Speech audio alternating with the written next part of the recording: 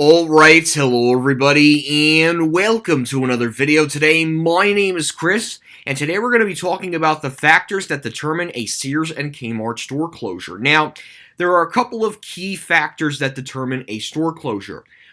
First of all, pictures. That's the first thing that determines it. Or no, sorry, rather, articles and job postings. So when there's job postings on jobs.sears.com and it says temporary job 40 hours a week, and you see in the little stars, store closing, begin star, and end star, that basically confirms that the location is closing. Now, I know the media outlets take a very long time to write the article because obviously it's not the first thing that's on their mind because, Sears and Kmart at this point, with down to a total count of 43 non-liquidating Sears and Kmart stores, with this map being created by dead and dying retail.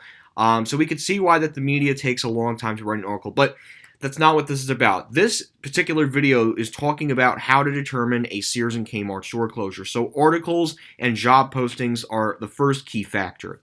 The second key factor is pictures. Now, for an example, I have this picture pulled up here of the Kmart store in Astor Place in Lower Manhattan in New York City, New York, and this store closed on Sunday, July 11th, 2021, which was actually just 2 weeks ago that was this store's final day of operation.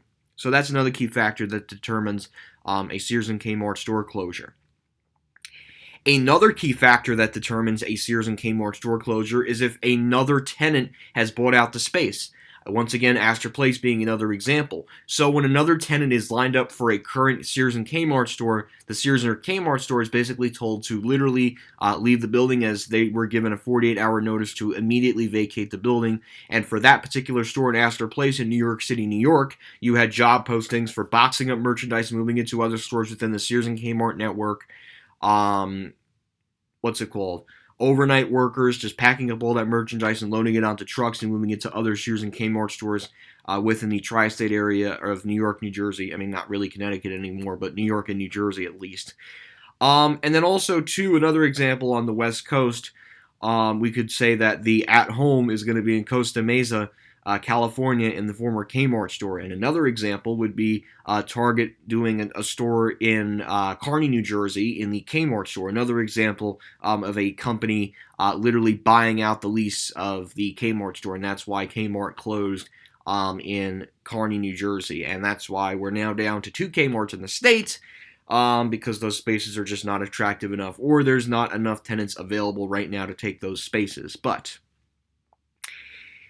So there are, and there's also other factors too that include having rug departments inside stores, which is never a good sign for a company. Empty chunks of the store being sectioned off by store fixtures, which is never a good sign. That could also determine a store closure. So between other stores buying out the lease, stores parts of the store being sectioned off, being evicted from the spot due to another tenant moving in. And again, there's just so many other factors that can determine a Sears and Kmart store closure.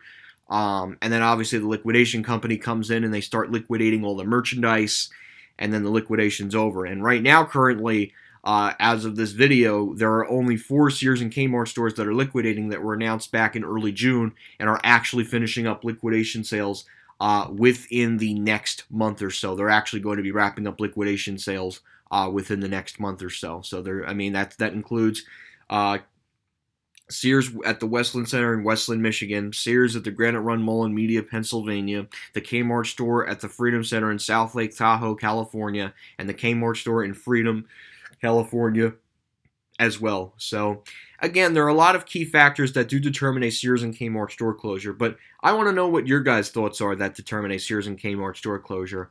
And you guys can comment in the comment section below what you guys think that determines a Sears and Kmart store closure. So anyways, guys, I hope you enjoyed this video. Thank you guys so much for watching, and if you want a link to the map that was created by Dead and Dying Retail, I will be linking that in the video description below, as well as the picture that shows of, well, actually, no, not even that, because you guys have already seen that, but I will be linking the map in this video description below so that you guys can see it. So anyways, guys, thank you again for watching this video. Hope you enjoyed this video, and that will be it.